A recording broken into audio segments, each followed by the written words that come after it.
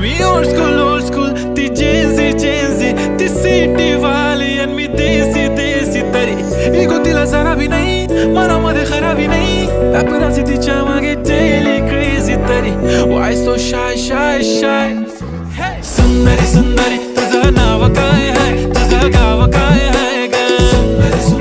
अरे सुंदरी तुझं नाव काय आहे तुझं गाव काय आहे ग अरे सुंदरी तुझं नाव काय आहे तुझं गाव काय आहे ग